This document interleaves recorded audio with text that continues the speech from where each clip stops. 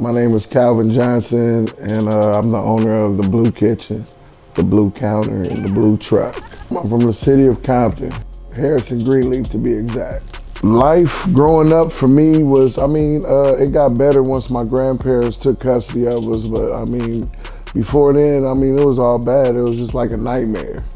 You know, my parents was on drugs, I come from that era, so it was a nightmare, but when my grandparents took custody of me, it got better. I was a good student, honestly.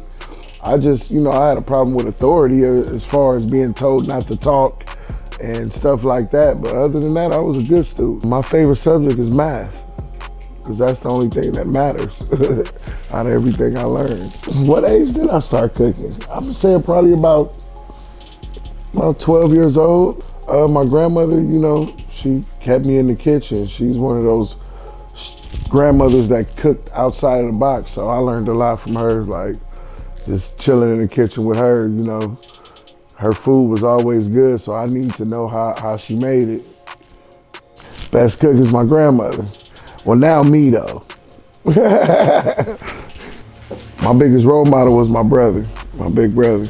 2004, June 13th, he was murdered. We all have a past. We started gangbanging, but he was murdered.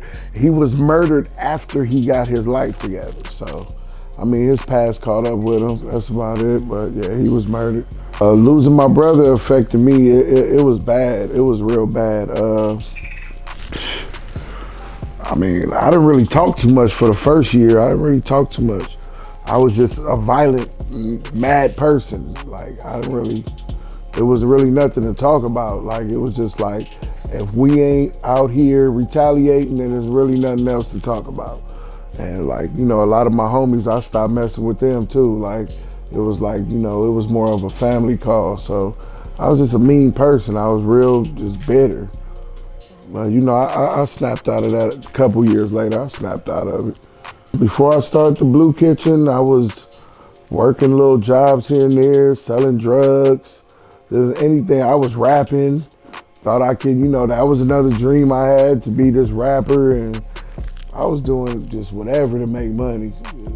Drugs, of course, that was my specialty, but anything else, sometimes my grandmother would get on my nerves and just you need to get a job, so I just get a job just to all right, so I don't have to hear that no more. But yeah, I just whatever, just to make a couple dollars to get through another month. The worst experience I had, I was working for the railroad. I was unloading and loading trains on these big cranes, and I hit my cousin in the head, almost killed him. Yeah, so I was like, see, that's why I don't need to be working for nobody. I went to culinary art school for probably a quarter. It wasn't for me. I feel like school was for me to pay these people $40,000 just to help me pay attention. Cause really, this job, you don't need the credentials, you need the talent. So, thank God for the internet. The internet will teach you everything. You don't really need to pay people to keep your attention. And honestly, that morning stuff, it wasn't for me. I was falling asleep too much in class. I was like, I can't do it. And plus I already felt like, I can teach myself. So, man, if I wasn't a chef, what would I be doing? Honestly, I don't know, man. I probably wouldn't be here doing this interview for sure. I don't know, man. I don't know. I don't even know if I would be here, honestly. Because, when it comes to money, when you get down to your last, I was that kind of person that just man, I'm about to go get it, and I don't care how I get it. And, thinking like that, a lot of people that think like that is locked up or dead, so I don't know if I would be here. The Bleu Kitchen, the famous question, how did I come out with that name? You want to hear it? Because it's Crip. I don't know, I'm a Crip. I had to stop telling people the little, I'm like, man, listen, it's Crip, that's what it is. That's my past, and I'm loyal. I decided to be from a gang, and I actually love my homies, and at one point, they were all I had. So it's I don't glorify gangbanging or nothing, but the color blue signifies Crip, and You know, I did want to go to Le Cordon Bleu too. So, but you know, when I heard about how much it cost, that wasn't happening. So I just, you know, I put the two together. You know, that's how I came up with it. 2013 was the year. That's what I came up. We opened in 2013, if I'm not mistaken, like July. And it just, like, for my first dinner, it took off. Because you know, I was popular in the street, so people was like, oh, you're cooking? I gotta see this, and I gotta taste it if you cooking. So it was like, you know, I really didn't have too many bad days when I started. But what I learned about business is it's hard, and now I see why a lot of people don't get into the business, because they don't want to deal with the other side. They just want to sell their product and make the money. They don't want to deal with the paperwork and all that stuff. Like, so I mean, finding out about this business is real hard. They want money for everything. Taxes, this, you gotta pay this, pay that. It's a lot. It's a lot. But it's worth it in the end, because you don't have to answer to anybody. I wanna say the best thing about owning a business is taking a day off whenever I want to, but that's not happening right now. That's the best part. I mean, waking up and saying, hey, I don't wanna work today, or I wanna take a month off, or you know, I want to focus on my family, and I, you know, let my staff run the business. That's the best thing, being a boss, making your own moves, deciding if you want to work or not. That's the best part for me, for real. Another thing is I don't have to answer to nobody. If anything, I have to answer to my wife, and sometimes she know I'm not doing it. No. So that's the good thing about being a boss. Worst thing about owning a business, I don't know, I put everything on them. So I like I said, it's times that I want to quit all the time because it's just stressful. The worst part about owning a business is having unsatisfied customers. That's the worst part. I do remember the items that was on my menu. You talking about the first time I sold food? Teriyaki chicken over rice, steamed broccoli, and tempura shrimp. That was my first dish. Fire. The presentation didn't look too cool. It was fire. How much money did it take? A couple $100? Because I was selling out of the house. So, I mean, I bought some groceries and put up a couple posts on Instagram, and from there I was on. Yeah, but as far as starting the real business, when it became like a real business, yeah, it took about 10 to 15. Yeah. How I built the Bleu Kitchen to what it is consistency. Consistency, hard work, free food, doing a lot of free events. You know, my business is built around social media, and when you have these Instagram famous people, you know, that can give you a shout out here and there. You know, I just gave them free food, and you know, turns out they liked the food. They became customers, kept giving me shout outs, and you know, doing events for free. It's a lot of groundwork. It was hard. I feel like I just got to the point where I'm starting to get popular, because I didn't really think, like, everybody said I was cracking, but I didn't believe it. But now I'm starting to believe it. Don't start a business if you're not ready to make sacrifices. Period. If you're not willing to make sacrifices, don't do it. I tell people, like, a lot of people ask me, like, you know, you got any advice for me or anything? And I tell them, like, you know, I ask them a couple personal questions. You got kids, you have a family, and you want to start a business, you want to quit your job, that'll be a big sacrifice. That's going to be a big sacrifice, because you're not going to be able to provide for your family for a while, because it takes money to make money. You're going to lose money. You're going to have to give away a lot of free product just to get your product out there. So if you're not willing to make a sacrifice, keep working for him. Period. What Taco Mel did for me was just motivate me to keep pushing my brand, because I mean, he was the first person I seen selling food as far as social media. But like, I mean, you know, I knew he was way younger than me. I'm like, man, this young dude can do it. Like, I know I can. Like, so, you know, just seeing him like do things that, you know, the average young black dude wouldn't do, you know what I mean? As far as setting up on corners and stuff and selling his food, I was like, you know, that was big to see him do that, because it's like he swallowed his pride and did that, because, you know, when we start cooking food, it was looked down upon. You know, people talk like, I selling food, that's crazy. Like, but now everybody just telling us how we motivate them, and, you know, how they love what we're doing, because it wasn't like that 5 years ago.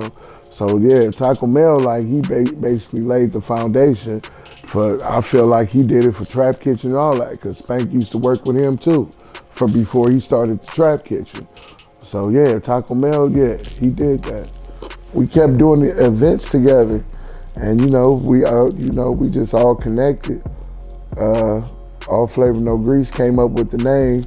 We was doing Taste of Ingle. No, what was we doing? Gastronomy. We was doing an event called Gastronomy, and it was just a joke. He was like, we like the Illuminati, but we Foodminati. And I was like, oh, that's hard. You know what I'm saying? It just stuck, but now it's a reality now. In life, I made a lot of mistakes and stuff I probably couldn't even talk about. Like, I couldn't even talk about that, but I regret it. I regret a lot of stuff I did in the streets. I haven't made too many mistakes. You can ask everybody. Like, when it comes to the Bleu Kitchen, I'm always right. So I haven't made too many mistakes. But I probably forgot some parsley or something. I probably forgot some egg roll wraps or something, but I ain't made too many mistakes. I'm good at what I do. So even if I do make a mistake, I'm gonna just blame it on one of my staff. That's what I pay them for, to get thrown under the bus. No, but I can't remember anything like a mistake I've ever made with the Bleu Kitchen. I think about quit. Hey, that's crazy you asked me that. Like, have I ever thought about quitting? I think about quitting every day. It's stressful. It's stressful.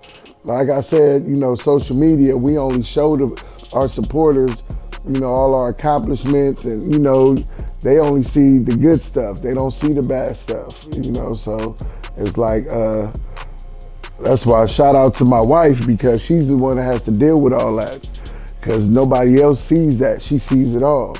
She knows, like, if I'm down, if I'm tripping, I'm just having a nervous breakdown over this bitch, she sees it all. So yeah, it's very stressful. I think about quitting all the time, but I won't.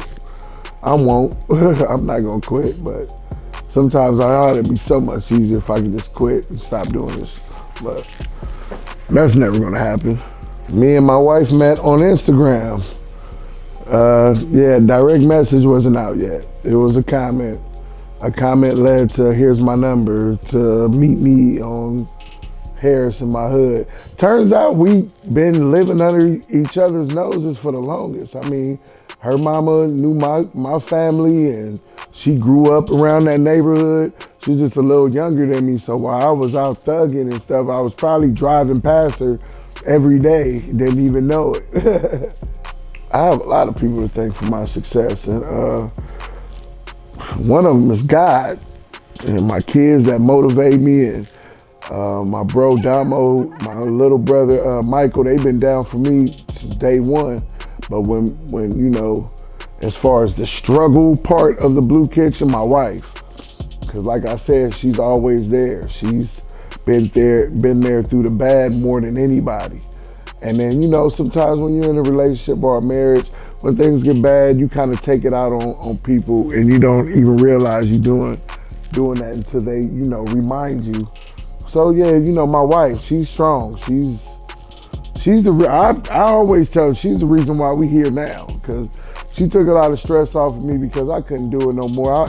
At one point I was doing all this stuff by myself before there was a me and her. So when she came in the picture, you know, it started getting better. And yeah, I give her almost all the glory for all our success. Big Boy from Power, well, 92.3 now, but Big Boy, he was the first one. Louis G. Really, Louis G brought, you know, me the Big Boy, but those were the first. Yeah, and after that, I guess, I don't know what happened. They just start coming from everywhere. Everybody wanted to try my food, or it'll be a member of the entourage that had the food and brought it to them. And we're starting a nonprofit organization called Little Chefs by the Food Minati, teaching inner city youths how to cook. And that's another thing. Once my businesses are able to run by themselves, I like to put a lot of time into that, a lot. Because, you know, to have the kids do other things other than focus on sports and entertainment, want to be a rapper or a basketball player, like we need more kids doing other things. That's the only way we're going to be able to buy our community back. There's too many rappers and sport athletes out here. We need people that own grocery stores, banks, resources that we use every day. So yeah, so the Little Chefs, yeah, that's gonna be big. I'm waiting on that. That's gonna be fun. To at least own at least 5 different restaurants and a couple of food trucks, and hire some people that believe in the dream and see where I'm trying to go, that will run it for me so I can do private catering. Because that's what I want to do. I want to travel and cook. That's it. I want to cook all over the world. That's all I want to do. So hopefully I get these businesses running where they can run themselves, and me and my wife and my kids can just travel and I can cook wherever I go. I've said it before, if I could speak to my supporters, I would tell them thank you. I thank them all the time for allowing me to be able to provide for my family. I love my supporters. I love them and respect them more than these celebrities, and that's just honest, because those, like, a lot of people get into business and start praising these celebrities. They start praising the people that don't pay their bills, that don't support them really. Like, to me, my supporters that work 9 to 5s and come buy my food every day, that's who I get. I owe them a lot. That's why I continue to have appreciation days and stuff like that. Yeah, my supporters, I love them. I love them all. Even the ones that don't read captions and don't read the menus and all that, I love y'all too.